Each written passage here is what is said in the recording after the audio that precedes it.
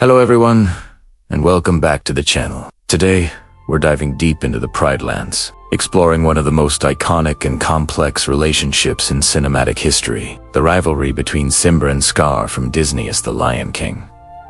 This isn't just a story about good versus evil. It's a profound exploration of family, jealousy, trauma. How did one brother's ambition and bitterness not only destroy his own life, but also nearly extinguish the future of his entire kingdom? Let's unravel the tragic legacy of Simba and Scar.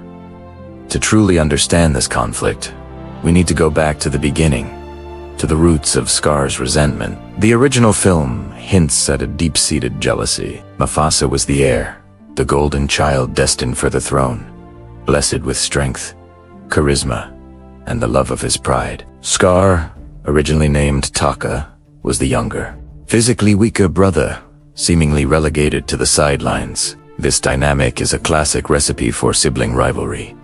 But in a monarchy, the stakes are infinitely higher. It's not just about parental affection. It's about power, destiny, and a sense of purpose. While Mufasa embraced his role with grace and responsibility, Scar's feelings of inadequacy festered. He saw Mufasa's strength not as a source of protection for the kingdom, but as a personal insult, a constant reminder of everything he wasn't. This festering jealousy is what makes Scar such a compelling villain. He's not just evil for the sake of it. His motivations, while twisted, are tragically human. He craves recognition, respect, and power, things he feels were denied to him simply by birth order. His famous line, "When it comes to brains, I got the lion's share. But when it comes to brute strength, I'm afraid I'm at the shallow end of the gene pool," reveals a deep-seated insecurity. He compensates for his perceived physical inferiority with cunning and intellect, turning his mind into a weapon. This intelligence, which could have been a great asset to the Pride Lands, becomes a very tool of its potential destruction. He aligns himself with the Highness outcasts, just like him promising them a place in the sun in exchange for their loyalty. He builds his power base in the shadows, preying on the marginalized and feeding their grievances. And then comes the turning point, the event that seals the fate of 2 generations, the birth of Simba. For Scar, Simba's arrival is the ultimate injustice. He wasn't just second in line to Mufasa anymore. Now, he was pushed even further into irrelevance by a mere cub. This is where his resentment curdles into a murderous plot. The Wallaby Stampede is a masterclass in psychological manipulation. Scar doesn't just eliminate his brother, he orchestrates the event to traumatize his nephew. True heir. He plants a seed of guilt so deep that it forces Simba into the whispering, "Run away, Simba. Run away and never return." Scar isn't just banishing a cub, he's banishing the future, a living symbol of Mufasa's legacy. He effectively kills 2 kings with one stone, one physically, the other emotionally. This manipulation is the core of Scar's hunting of Simba. It's not a physical pursuit, but a psychological one. The ghost that haunts Simba in the jungle isn't Mufasa. It's the ghost of his own perceived failure, a specter crafted and unleashed by his uncle. While Simba adopts the Hakuna Matata philosophy, it's a fragile shield. He's not truly free. He's hiding. He's running from a past that Scar is ensured will follow him everywhere. This trauma shapes Simba's entire young adult life, preventing him from accepting his identity and responsibilities. The past, as constructed by Scar, has him trapped in a prison of guilt and fear, far away from the Pride Lands. Meanwhile, back home, Scar's reign demonstrates the emptiness of his ambition. He finally has the crown, the power, the title of king. But what does he do with it? He rules with an iron paw, driven by ego and paranoia. The Pride Lands, once vibrant and balanced, wither under his command. The circle of life, the philosophy Mufasa upheld, is shattered. Scar's leadership is based on consumption and fear, not stewardship. He allows the hyenas to overhunt, destroying the very ecosystem that sustains them all. Scar proves he never understood what it truly meant to be a king. A true king serves the land, but Scar only serves himself. His reign isn't a glorious era but a slow, painful decay, a physical manifestation of his own corrupted soul. The story's climax is not just a physical battle between 2 lions, it's a confrontation with the past. When Simba finally returns, Spurred on by Nala and Rafiki, he's not just fighting Scar. He's fighting the lie that has defined his life. The most powerful moment is when Scar, cornered and desperate, uses the same psychological weapon again. He forces Simba to confess his guilt for Mufasa's death in front of the entire pride. For a moment, the past nearly wins. Simba is pushed to the edge, the weight of that fabricated guilt almost costing him everything. But it's Scar's own arrogance, his need to gloat, that becomes his undoing. By whispering the truth, "I killed Mufasa," he hands Simba the one weapon that can finally break the psychological chains. In that moment of revelation, Simba is truly free. The weight of the past is lifted, replaced by a righteous fury and a clear purpose. He is no longer the lost cub running from a mistake he didn't make. He is Mufasa's son, the rightful king, there to reclaim his throne and restore balance. The final fight is symbolic. Simba doesn't kill Scar with a tyrant's rage. He offers him the same chance Scar gave him, to run away and never return. He is breaking the cycle of violence, but Scar, consumed by his own hatred to the very end, can't accept it. His final act is one of betrayal, trying to attack Simba one last time, leading to his downfall at the hands of the very allies he once manipulated.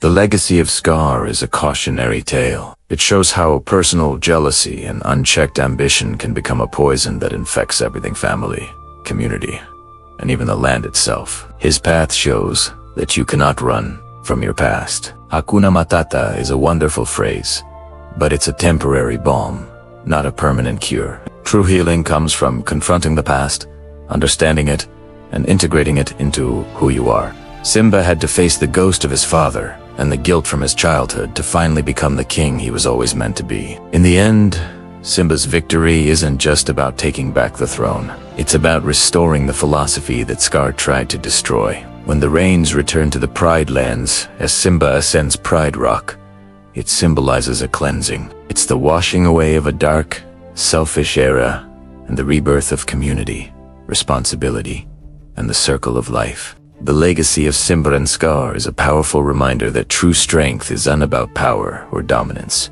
but about courage, responsibility, and the willing. It isn't just about a good lion versus a bad lion. It's about two sides of the same royal coin. A story of what it means to lead, to fail, and to find one's place in the great circle of life. Let's start with the rightful heir, Simba. When we first meet him, he's a cub full of life, bursting with curiosity and a touch of arrogance. He can't wait to be king. This phrase isn't just a catchy song. It's his entire worldview. To him, being king means doing whatever he wants, going wherever he pleases, and having everyone bow down to him. He sees the power, but not the responsibility. This naive perspective is what Scar so masterfully exploits. Simba's early days are a lesson in the dangers of entitlement without understanding. He's born into greatness, but he hasn't yet earned it. His father, Mufasa, tries to teach him about the delicate balance of the Pride Lands, that a true king's power lies in what he gives, not what he takes. But these are lessons a playful cub can't fully grasp. Then, tragedy strikes. The stampede, Mufasa's fall, and Scar's venomous words. Run away, Simba, run away, and never return.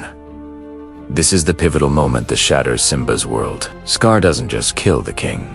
He orphans the prince and poisons his mind with guilt. Simba flees, carrying a burden that no child should ever have to bear. He believes he is responsible for his father's death. This guilt shapes the next chapter of his life, leading him away from his destiny and into a life of blissful ignorance. Enter Timon and Pumbaa, the masters of Hakuna Matata. No worries. It's the perfect philosophy for a runaway prince haunted by his past. In their jungle paradise, Simba grows from a guilt-ridden cub into a powerful, carefree lion. He eats grubs, laughs, and completely forgets who he is supposed to be. This period is crucial. It's Simba's escape, his refusal to face his trauma and responsibility. While it seems like a happy existence, it's a life built on avoidance. He's alive, but the future king of the Pride Lands is dormant, buried under layers of no worries. This phase highlights a very human tendency. When faced with overwhelming pain, it's often easier to run and forget than to turn and fight. Now, let's turn our attention to the architect of this tragedy, Scar. Scar is one of Disney's most compelling villains because he's not just evil. He's intelligent, charismatic, and deeply insecure. As the younger brother of Mufasa, he was born in the shadow of the king. The movie hints that he was given the name Scar after an incident, forever branding him as damaged. He sees himself as intellectually superior, believing he has the lion's share of brains, but he lacks the physical strength and regal presence of his brother. This brews a potent cocktail of jealousy and resentment. Scar's desire for the throne isn't just about power, it's about validation. He feels cheated by genetics, by fate, by the system that puts Mufasa and then Simba ahead of him. His alliance with the hyenas is a brilliant strategic move. He empowers a marginalized, scorned group, promising them a future where they will never go hungry again. He speaks their language of grievance and exclusion. This makes him more than just a tyrant. He's a revolutionary in his own dark way, leading an uprising of the disenfranchised against the established order. His methods are deplorable, but his motivations are rooted in a deep-seated feeling of being wronged. While Simba lives by Hakuna Matata, Scar implements his own philosophy. If Simba's is about avoiding responsibility, Scar's is about seizing power without it. Under his rule, the pride lands wither. The delicate balance Mufasa spoke of is destroyed. Scar allows the hyenas to overhunt, and the once lush Savannah turns into a barren wasteland. This is the critical difference between him and Mufasa. Mufasa understood that the king and the land are one, that leadership is stewardship. Scar sees the kingdom as a resource to be consumed. He has the crown, but he has no concept of how to rule. He's a king of destruction, not creation. His reign is a stark illustration that gaining power and wielding it wisely are two very different things. The turning point for Simba comes with the arrival of Nala and the wisdom of Rafiki. Nala represents the reality of the Pride Lands, a world suffering under Scar's tyranny. She challenges Simba's carefree lifestyle, reminding him of his duty. But it's Rafiki who truly forces him to confront his past. The scene where Rafiki leads Simba to the water's edge is profound. "Look harder," he says, as Simba sees not his own reflection, but his father's. Then, Mufasa's spirit appears in the clouds with that unforgettable line. "Remember who you are." This isn't just a ghostly vision. It's Simba's own conscience, his buried identity. Finally breaking through the surface, he realizes that running from his past won't change it. To honor his father, he must embrace his destiny. Simba's return is not just a physical journey home. It's the culmination of his emotional and psychological growth. He is no longer the naive cub or the carefree adolescent. He has experienced loss, guilt, and avoidance, and has finally chosen responsibility. When he confronts Scar, he's not fighting for power or revenge in the same way Scar did. He's fighting to restore balance, to reclaim his home, and to honor his father's legacy. The final confrontation on Pride Rock is spectacular. It's a clash of ideologies. Scar, desperate and cornered, tries his old trick: manipulation. He once again blames Simba for Mufasa's death, turning the pride against him. But this time Simba is different. He accepts responsibility, not out of guilt, but out of honesty. This act of humility is a sign of a true king. The tide turns when Scar, in his arrogance, whispers the truth to Simba, believing he has him cornered. "I killed Mufasa." That confession unleashes the lion's fury.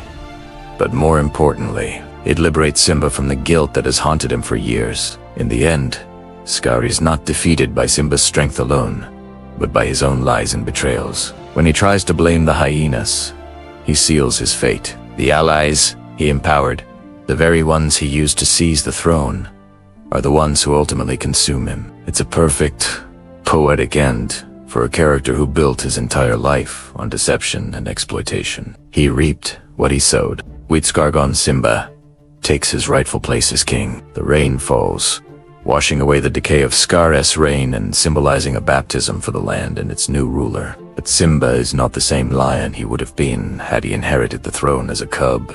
His journey through the wilderness his Hakuna Matata phase, and his confrontation with his past have made him a wiser, more compassionate leader. He understands loss and suffering. He has learned that true kingship isn't about getting what you want. It's about upholding the circle of life for everyone. The legacy of Simba and Scar is a powerful narrative about leadership. Scar represents leadership born from envy and entitlement, a rule that takes and consumes until nothing is left. Simba represents leadership forged through hardship and self-discovery, a rule that understands balance and responsibility. Their story teaches us that true strength isn't just about power, but about the wisdom to use it for the good of all. It's about facing your past, embracing your identity, and finding your place in the great. Beautiful is constantly living in his brother's shadow, a shadow that stretched over the entire Pride Lands.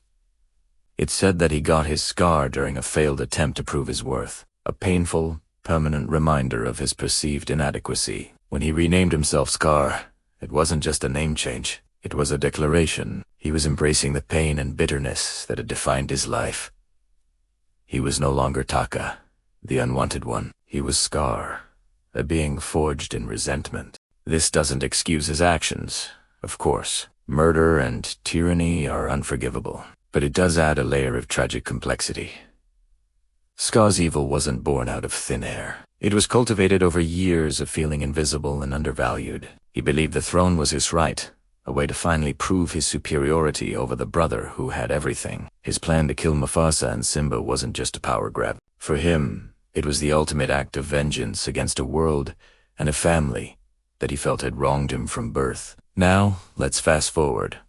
Mufasa is gone, and Scar's reign begins. He promises a new era where the hyenas are integrated and the old rules no longer apply. On the surface, it sounds revolutionary, almost progressive, but his leadership is driven by that same deep-seated insecurity and hunger for validation. He doesn't rule with wisdom like Mufasa. He rules with an iron fist, fueled by paranoia. He is so desperate to keep the power he stole that he ends up destroying the very kingdom he wanted to rule. The Pride Lands wither, the food disappears, and the circle of life is broken. Scar's reign is a perfect illustration of how leadership born from bitterness and trauma ultimately leads to ruin. He got the crown, but he never truly became king. Meanwhile, far away in the jungle, Simba is growing up. He's living a carefree life of Hakuna Matata, actively trying to forget his past. But you can't outrun trauma. Simba isn't just avoiding his responsibilities. He's running from the immense guilt he feels over his father's death. Scar masterfully manipulated him into believing it was his fault. This lie becomes the defining wound of Simba's life. It shapes him into a prince who shirks his duty, who is terrified of facing his own reflection because he sees a failure, a coward. Think about it. Both Simba and Scar are profoundly shaped by Mufasa's death. For Scar, it's the culmination of his life's ambition, the act that puts him on the throne. For Simba, it's the source of his deepest shame, the event that drives him into exile. They're two sides of the same tragic coin, both their lives rerouted by that single moment in the gorge. Their forgotten legacy isn't just about the throne. It's about how they each deal with the shadow Mufasa left behind. When Nala finds Simba, she doesn't just ask him to come back. She forces him to confront the person he has become. He's no longer the brave, curious cub. He's an adult living in denial. The journey back to the Pride Lands is more than just a physical trip. It's a journey inward, Rafiki's famous lesson. The past can hurt, but you can either run from it or learn from it, is the turning point. Simba has to stop running. He has to accept what happened and understand his true place in the circle of life. The final confrontation between Simba and Scar is electric, not just because it's a physical battle for the kingdom, but because it's a clash of these two broken legacies. When Simba pins Scar in the exact same way Scar pinned him as a cub, it's a powerful moment of reversal. But the real climax is when Scar, desperate and cornered, reveals the truth. I killed Mufasa. In that moment, everything changes. The guilt that has weighed Simba down for years is lifted. It wasn't his fault. That revelation unleashes a righteous fury in Simba, not just for his father's murder, but for the years of lies and manipulation that stole his youth and his identity. He's no longer fighting as a guilty coward. He's fighting as the rightful king, avenging his father and reclaiming his destiny. And this is where their legacies truly diverge. Scar, even at the very end, is ruled by his own self. He blames the hyenas, trying to save his own skin. His entire life has been about himself, and he dies as he lived, alone and betrayed by those he used. Simba, on the other hand, learns from his past. He accepts his responsibility. When he takes the throne, he doesn't rule with an iron fist. He restores the balance. He heals the land that Scar's bitterness had poisoned. The forgotten legacy of Simba and Scar is this powerful cycle of trauma and recovery. Scar let his pain and resentment consume him, and it led to the destruction of everything he touched. Simba, though he ran from his pain for years, eventually confronted it. He learned from it and used it to become a wise and compassionate leader, arguably even greater than his father, because he had experienced loss and failure. Simba's reign isn't just a continuation of it's a new chapter, one that acknowledges the darkness and chooses the light. He understands the fragility of peace, because he has seen what happens when it's lost. He understands the importance of truth, because he lived a life built on a lie. This is the true meaning of the circle of life. It's not just about birth and death. It's about learning, growing, and healing from the wounds of the past to create a better future. The shadow of the throne touched both Scar and Simba, but while one was consumed by it, the other learned to step out of it and into the sun. What do you guys think? Does this change how you see Scar and Simba? Let me know your thoughts down in the comments. It's a story with so much depth, and I love exploring these different layers with you all. If you enjoyed this deep dive, make sure to hit that like button and subscribe for more content just like this. Thanks for watching, and I'll see you in the next video.